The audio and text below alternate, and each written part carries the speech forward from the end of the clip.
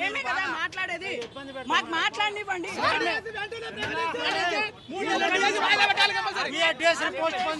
అదే ఆంధ్ర ఏపీలో 3 months state కి 3 months డిఎస్సికి ఇచ్చారు. అదే మన దాంట్లో మన దగ్గర 20 days కూడా కాలేదు. నేను 29 కి నేను హాస్టల్ వెల్ఫేర్ ఎగ్జామ్ రాశాను. నేను 29 కి హాస్టల్ వెల్ఫేర్ ఎగ్జామ్ రాశాను.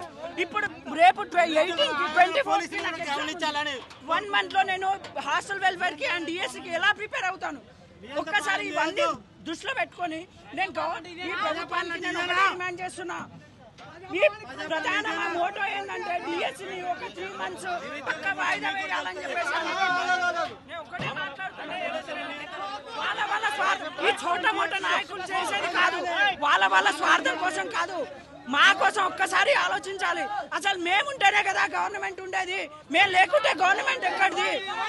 ఇదే కాంగ్రెస్ ప్రభుత్వం బీఆర్ఎస్ ప్రభుత్వం ఉన్నప్పుడు అక్కడ ఇందిరా పార్క్ దగ్గర కూర్చొని రాష్ట్ర ఒక్కళ్ళు ర్యాలీ నిర్వహించినప్పుడు అప్పుడు లేదా? ఇప్పుడు కాంగ్రెస్ గవర్నమెంట్ వచ్చినప్పుడే ఈ మొత్తం వచ్చిందా? అప్పుడు బీఆర్ఎస్ గవర్నమెంట్ ఉన్నప్పుడు కూడా ఉండే కదా ఇది. ఒక్కసారి ఆలోచించాలి. వెంటనే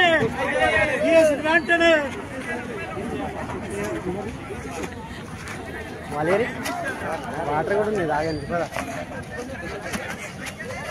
మనడి వస్తుంది పట్టే పట్టే